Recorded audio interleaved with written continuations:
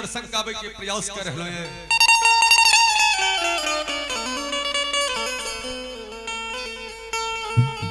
चालू कर बताओ। श्रोता भगवान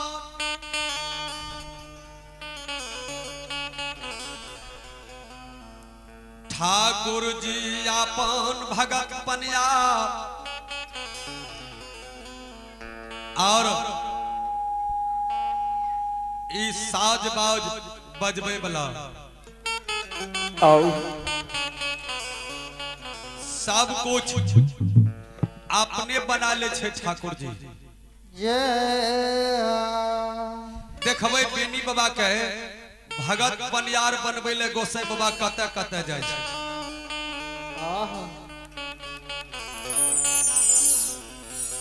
गोसाई बाबा ठाकुर जी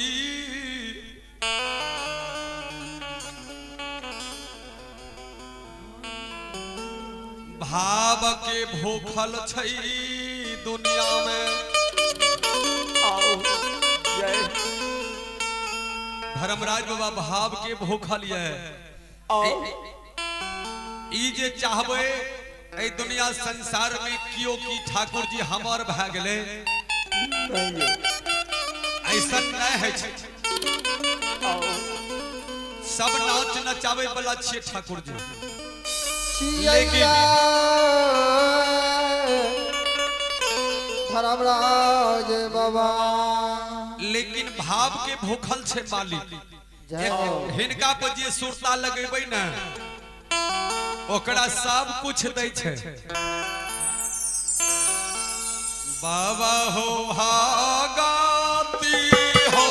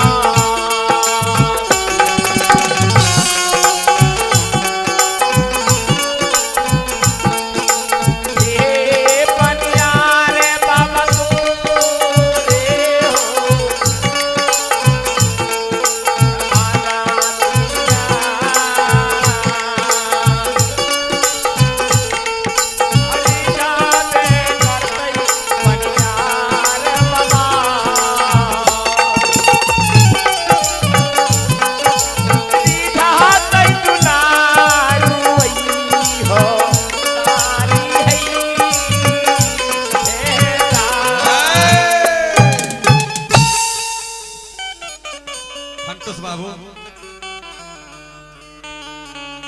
नूनू ने खेले। अच्छा आइए भगवान जय हो भगती बस में बसै छै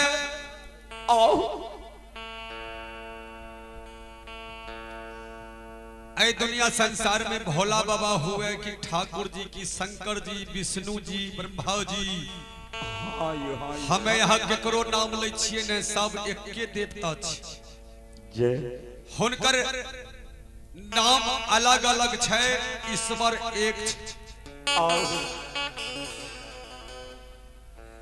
अब चलियो बेनी बाबा के प्रसंग सुनियो।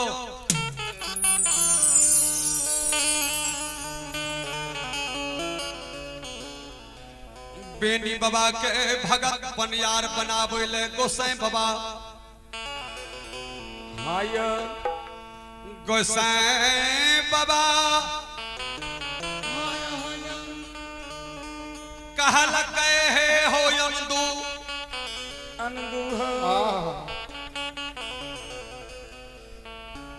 अनदो भेष तोहर बुढ़ा गेला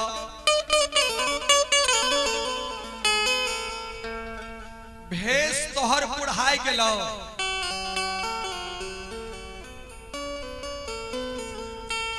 थे घनी के आस चलै छो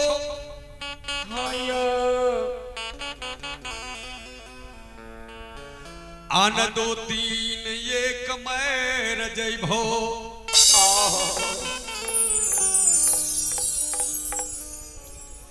आन दो हो तो राहो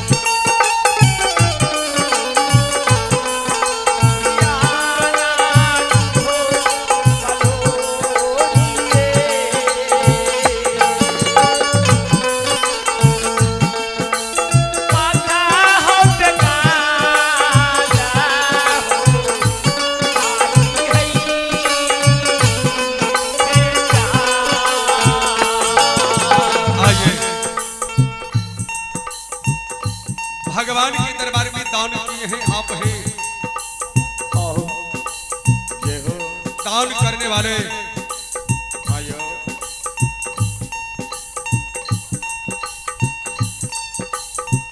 आप हैं दान करने वाले